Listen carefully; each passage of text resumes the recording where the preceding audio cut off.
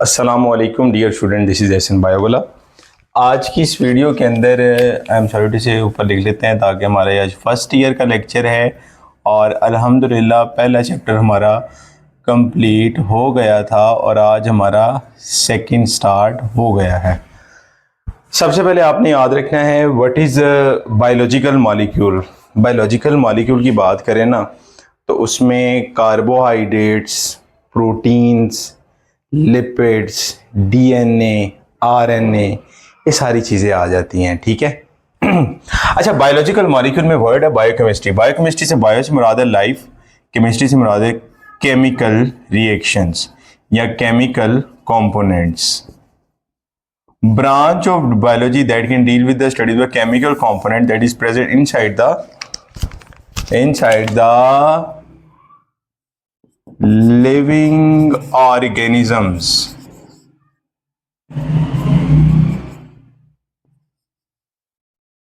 इंसानों के अंदर मैकेनिज्म है ना, तो ये आपके अंदर है कि नहीं, पहले तो आपको ये बताना पड़ेगा। आप इंसान ही है। खैर, अच्छा खैर, अब हम डिस्कस करते हैं केमिकल कंपोनेंट्स कौन कौन से हैं, उनकी परसेंटेजेस क्या हैं।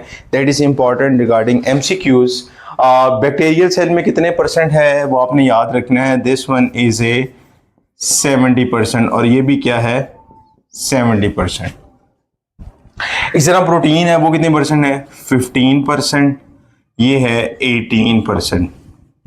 कार्बोहाइड्रेट बैक्टीरियल सेल के अंदर 3%, ममेलियन सेल्स के अंदर 4%।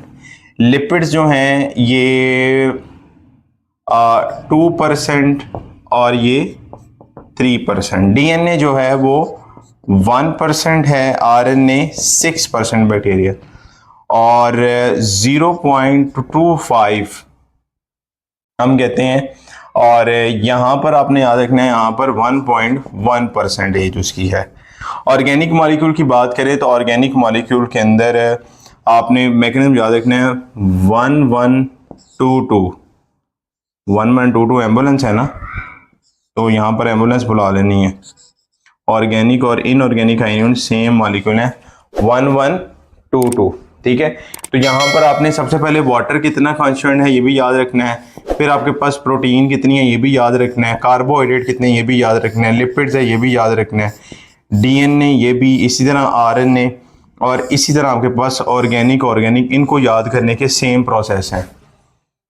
पहले आपने 70-70-15-18 ये तो याद हो जाएगा। 70-70-15-18, 70-70-15-18, तो ये तो 15 और 18 करीब करीब ये याद हो जाएगा। 3-4-2-3, 3-4-2-3, 3-4-2-3 आपने याद रखना है। 3-4-2-3, 3-4-2-3 आ गया।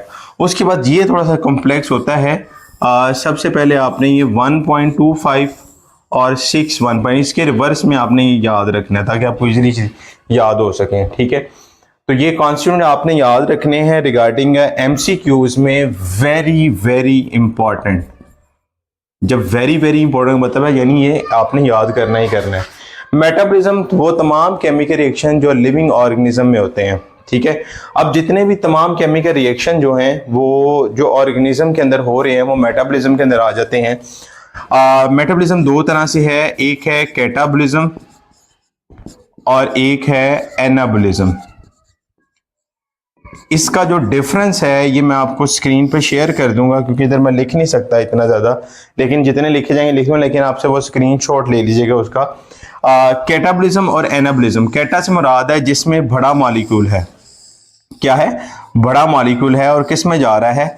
छोटे मॉलिक्यूल में। काटना है। काटने से ये मुराद नहीं किसी को दंदी काटना। ठीक है, क्यों, हम आद ऐसे ही है ना। ठीक है, अच्छा, और एनाबॉलिज्म में ये है छोटे छोटे मॉलिक्यूल मिलकर बड़ा मॉलिक्यूल बना देते हैं।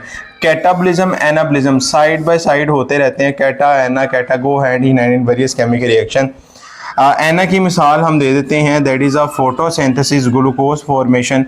इस तरह कैटा की जो मिसाल है उसमें रेस्पिरेशन। ठीक है, एनर्जी एक में यूज होती है, एनर्जी एक में रिगेनिंग फॉर्म में रहती है।